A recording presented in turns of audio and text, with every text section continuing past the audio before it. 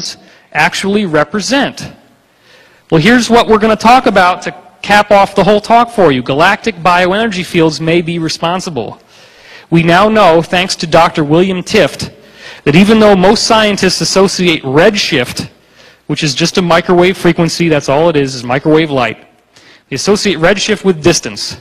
Tift has looked, and his colleagues and people that have followed after him, have looked at hundreds and hundreds and hundreds of galaxies. And every single galaxy that they look at has a structure like this. Okay, what you're seeing here is this is high intensity redshift or high intensity microwaves, and then it goes lower and lower as you go out. So these frequency changes are very regular. This is within a regular galaxy now. And what's happening is, you can see another example of it here. These are redshift structures. You see the layers. What's happening, we know from Dr. Rosine Lallement, and here's the link down at the bottom, and you can verify this. She thinks it's only a coincidence, but what she sees is that the local interstellar medium, the clouds that are around our solar system, are moving directly away from the center of the galaxy. They are expanding away from the center of the galaxy. So what we're seeing now is that these guys, these clouds in the galaxy, are going to be expanding away from the center in regular intervals, just like Lallement discovered. This appears to have the energy from the galaxy that reprograms all DNA and all life on Earth. Now I ask you this.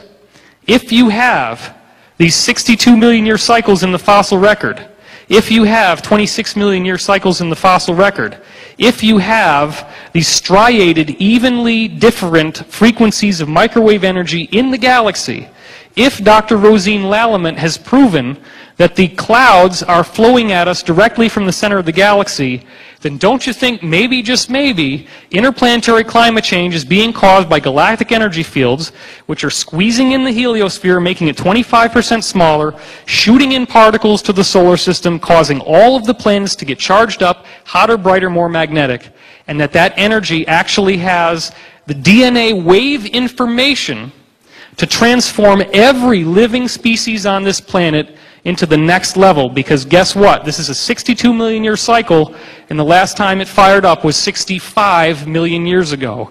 This is probably off because of the variations in the influx of solar radiation. We're at the end of the cycle right now. Now there's one thing that we're going to end with, and that's the final proof that's going to make this all come together for you.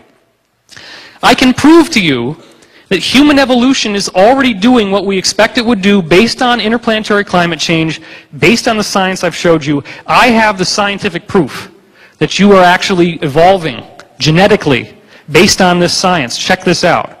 John Hawks, University of Wisconsin anthropologist, studied evolution in human beings called positive selection. He found that in the last 5,000 years, your DNA is upgrading 100 times faster than ever in human history. In fact, the last 40,000 years have been a time of supercharged evolutionary change. We are more genetically different from people 5,000 years ago, that's 3000 BC, that's the time of things like the Sumerians, and that's the time of the Indian Hindu scriptures. We normally think of these people, the Old Testament is just a little bit after that. Ancient Egypt, people building pyramids, we don't think of them as much different than we are. But if you compare those people that are building pyramids in Egypt to the Neanderthals, right, with the big clunky brow, nothing like mine. My brow has nothing like that. I'm not a Neanderthal. You compare those people in Egypt with Neanderthals, like me, and they are more similar to Neanderthals than they are to us. You don't think about it because we look around and we say, oh yeah, these are people, everybody's the same, you know. But look, the genetic proof is already here. We've changed more in 5,000 years than ever in human history, and he's calling it supercharged. This is an actual mainstream media proof of that. And here's another one, showing that our evolutionary fast lane is becoming increasingly different at 100 times faster in the last 5,000 years. Now here's the last thing. Our average IQ has had to be increased by 3 points a decade. It's been studied over 20 different countries by Flynn, and it's continued for over a century. And it is happening the most, our IQ is rising the most in abstract non-verbal patterns, which means it doesn't have to do with us reading more magazines, newspapers, and surfing the internet. It's a symbolic intelligence.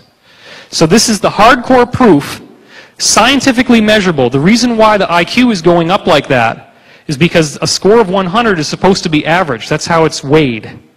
So in order to keep 100 average, you have to bump it up by 3 points every 100 years because everybody's getting so much smarter. You got to keep knocking down their IQ score. Because everybody now, its average is 100, that means that everybody's so much smarter, now your IQ is going to go down and down and down, which if you have low self-esteem could really hurt you. So just don't hang out much longer. Just, you know.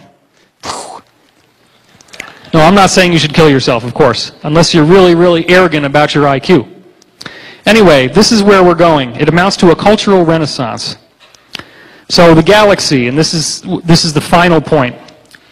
20 years of study of ESP has proven, scientifically sound studies, he looked at all of these studies, Spottiswoode his name is, to see if people are psychic when it's high noon or a certain time of the day. He didn't find anything in the normal day, which is where the sun is relative to the center of the Earth. But when the Earth's position relative to the center of the galaxy was studied, he found that when you are aligned with the center of the galaxy, your ESP ability goes up by 400%.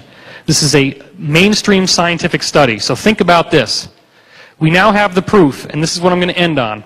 We now have the proof that galactic energy, as you see right here, he took 20 years worth of studies into ESP, 20 years. And he found that people got more psychic when the galactic energy field is hitting them. I've showed you layers of fields in the galaxy that are measurable on a superficial level by microwaves, just like near-infrared is showing up in the planets. Same thing. I've showed you proof from Rosine Lallement that these galactic energy waves are in fact expanding away from the center of the galaxy as they go out. It's not proof, but it's certainly circumstantial evidence that strongly leads in that direction. I'm showing you proof that the solar system is changing. Proof that the sun's heliosphere is shrinking, which suggests very strongly a galactic causation. If the galactic energy can make you more intelligent, and if all the species on the Earth are being reprogrammed in their DNA in 62 and 26 million year cycles, and if we're at the end of another 62 million year cycle right now, then let's put our hands together because we are awake and aware, and we're walking into the new age, maybe in 2012. Thank you so much.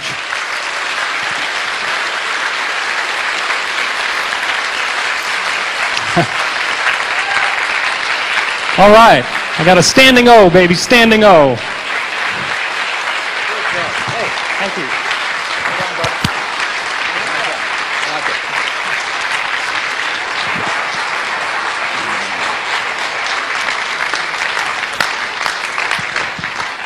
I'm glad you liked it. Okay. David, thank you. That was absolutely superb, as usual. And wish we had more time for you, actually.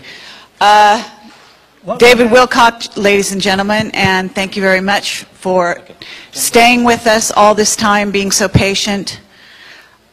And I just want to quickly say Jordan Maxwell is selling these DVDs, I guess, or CDs of all his work outside on a table right outside the door.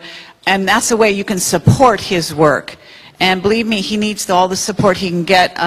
So your donations, even buying this and showing, pledging your support monetarily is very helpful. To all our witnesses, to everyone who's been on the stage today, I just want to say that most of whom have donated their time to come to Camelot and speak to you.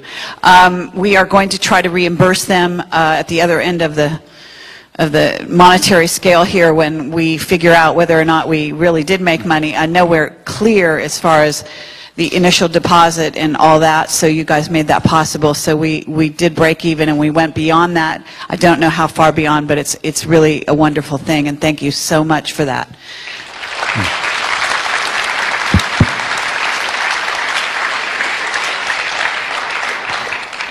I want to ask Kerry Cassidy a question here in public. Kerry? I'm sorry? I'm asking you a question. Okay, wait 1 second. Wendy from the Granada Forum has DVDs for sale over in that corner. So after we break, if you could also show your support by helping her out. She spent a lot of time and money. I want to thank Ted. Ted, what's your last name? Saint Rain. I'm sorry? Saint Rain. Saint Rain. Is that Illuminati? No, I'm just kidding.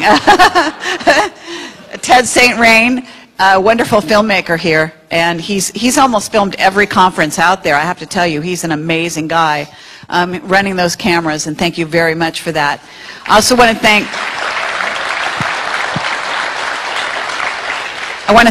Dan Bender, who's been running the streaming, and the internet audience for participating.